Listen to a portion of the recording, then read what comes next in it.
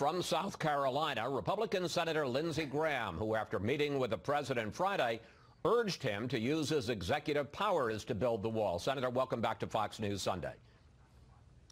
Thank you. This week, you first tried to arrange a compromise, a border wall funding in return for some protection for the Dreamers. The White House said no. Right. Now, you are telling the president, urging the president to use his executive powers to fund the wall, and the president on Friday said not so fast. Question, what is the president's strategy? Well, I just talked to him about 30 minutes ago. He says, let's make a deal. They did not turn down Wall for the Bridge Act. That's not that storyline. I tried to see if we could open up the government for a limited period of time to negotiate a deal, and the president says, let's make a deal, then open up the government. Nancy Pelosi says, even if you opened up the government, I wouldn't fund a wall, so that's why I'm depressed. You know, there's not much talk about what she said. She's telling the president, even if you open up the government, I'm not going to do a deal on the wall, and that's a non-starter for the president. Well, and I don't mean in any way to cast aspersions on the president or Nancy Pelosi, but you know one of the definitions of insanity is to keep doing the same thing over and over and expecting a different result. What's going to go on? Right. The president says make a deal. The Democrats say not on, not funding for the wall. Not saying it's right or wrong, but what happens? Well, I think it just plays out. What bothers me so much is that your next guest, Chris Coons, a great guy. We could sit down and make a deal with him, wall plus DACA, wall plus TPS. Every Democrat that I've worked with for about 10 years now has agreed to funding for barriers/walls on Obama's watch, on Bush's watch, and all of a sudden it's a bad thing on Trump's watch. It really does perplex me how you expect this to end when you tell the President of the United States you can't get it. You get $1 for a wall, when in the past Democrats have appropriated billions for the wall. What is he supposed to do? Just give in? He's not going to give in. He's not going to give in. He said in a tweet, I believe it was yesterday, that he has a plan. What's the plan?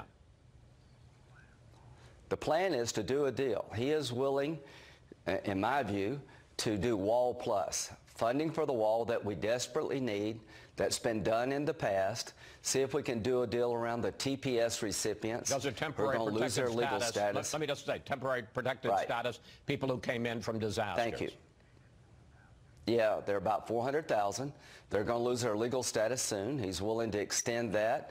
The DACA recipients, they're all tied up in court, but I think he would give them work permits for 3 years, one-time renewable, if he could get wall funding. I don't want to speak for the president. I don't want to lock him in, but I'm confident what I just described with a few other things would be a deal acceptable to the White House and a lot of Democrats, and I'm just so frustrated we can't get in a room and hammer it out. Now, some White House officials, as it's been reported, are now talking about, well, maybe the president will be using his State of the Union speech to make this case. That's 16 days from now. Some White House officials are talking about this extending into February.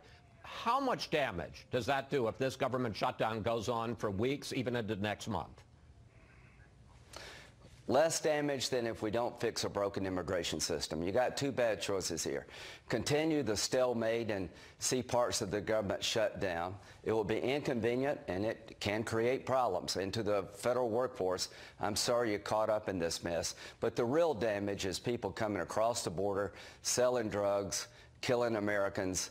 That needs to come to the end. So the real damage is a broken border compared to a partial shutdown. The president's not going to give in.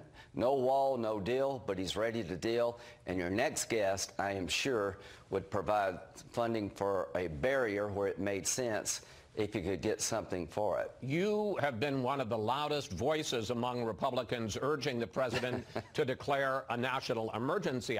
Two questions. One, why doesn't he just go ahead and do that? He seems to think that's a way out of this. Secondly, there are a lot of your GOP colleagues who say that would be a terrible precedent because someday there's going to be a Democratic president, and they're going to say, well, you know what, it's a national emergency, so let's fund climate change. It's going to be a national emergency, so let's fund income inequality. Well, let's start with the president. I asked him, Mr. President, if you want to go down the emergency path, I stand with you. He said just 30 minutes ago, that's my last option. I think the legislative route is the best way to go. Let's make a deal, but I'll do it if I had to. So we have found in the past presidents declared emergencies for different things. I am going to support him. Before he pulls the plug on the legislative option, and I think we're almost there, I would urge him to open up the government for a short period of time, like 3 weeks, before he pulls the plug, see if we can get a deal. If we can at the end of 3 weeks, all bets are off. See if he can do it by himself through the emergency powers. That's my recommendation, but I think the legislative path is just about shut off because Nancy Pelosi, the leader of the House, said, even if you open up the government, I'll give you $1 for the wall. As long as that's the case, we're never going to get a legislative package, no matter what the Senate does. I want to just pursue this emergency option one more time because in 2014, President Obama used his executive powers to try to protect 5 million immigrants. And here's what you said at the time. Right. This is wrong, it's irresponsible, and will do damage to our efforts to fix a broken immigration system. This is a tremendous presidential overreach. So why was that an overreach for President Obama then, but not for President Trump now? Well, what President Obama did, he didn't declare a national emergency about the DACA recipients. He took his power to pardon an individual or a small group and applied it to 1.8 million people.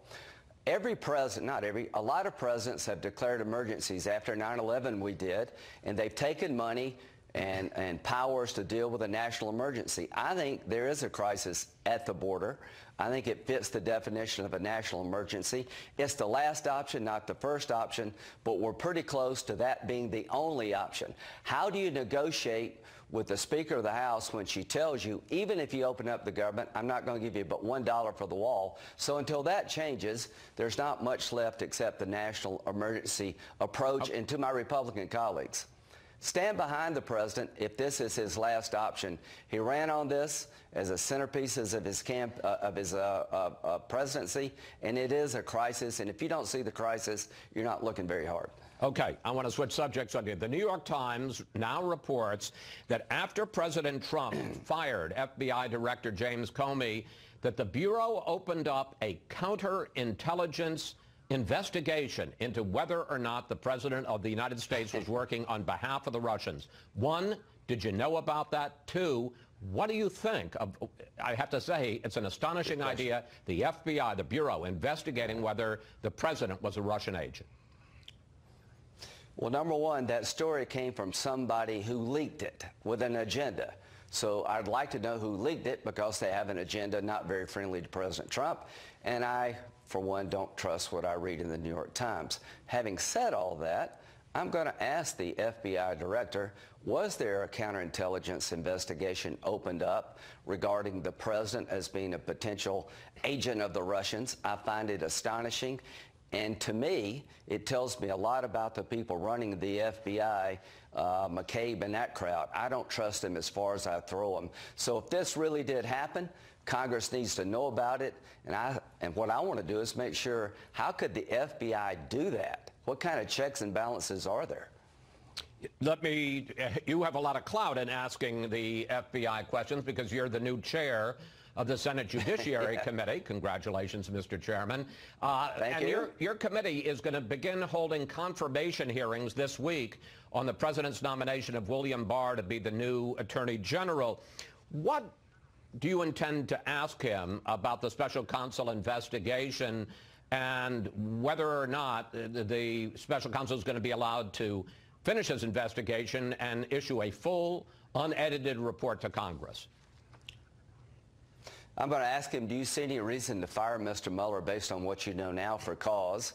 Do you trust Mr. Mueller to be fair to the president and the country? Will you make sure he can finish his job? If you get the report, will you be as transparent as possible? I've asked him those questions, and I'm very comfortable with his answers. I think he'd be a great Attorney General. Great job by the president to pick Mr. Barr. I see no evidence of collusion between the Trump campaign and the Russians, but that'll be up to Mr. Mueller to make his report to Attorney General Barr, and he soon will, I hope. Another question for the new chair of the Senate Judiciary Committee. Justice Ruth Bader Ginsburg this week after cancer surgery for the first time, astonishingly, in her quarter century on the court, missed oral arguments. Now, we all wish her a speedy recovery. The doctors say that she is cancer-free, but there are reports that the White House has begun reviewing a possible short list of candidates to replace her as the chair of the committee that would vote on a replacement. Have you given any thought how you prevent this from becoming a political circus? Well, number one, I wish her well and hope she recovers and continues to serve for many years. But here's what will happen if there's a vacancy, no matter from the liberal wing of the court. There'll be a lot of pushback from the left. But my Democratic colleagues felt when they were in charge, we should confirm judges by a majority vote. They changed the rules to accommodate President Obama. They tried to stack the court. They never thought Clinton would lose. So what you're going to have is Harry Reid and Chuck Schumer's desire to stack the court on their Democratic watch has come back to haunt them. If there is an opening, whether it's Ginsburg or anybody else, I will urge the president to nominate a qualified conservative, and hopefully those people will get through. That person will get through, and I expect it to be along party lines. And this is what happens when you change the rules. This has come back to bite them. I predicted it would, and we'll see. I hope Justice Ginsburg serves for a long time, but if there's an opening on this court, I'm going to be hell-bent to put a conservative to replace whoever steps down for whatever reason. And just finally, and I got about 30 seconds left, if you've got Donald Trump, and again, this is if, you have Donald Trump replacing a liberal icon like Ruth Bader Ginsburg, isn't that a formula for, I mean, doesn't that make the Kavanaugh hearings look like a Tea Party? They should have thought of that before they changed the rules. They tried to destroy conservative judges. I voted for Sotomayor and Kagan, understanding what I was getting. So this decision by Reid and Schumer may come back to haunt them, but I am dead set on making sure it is a conservative nominee.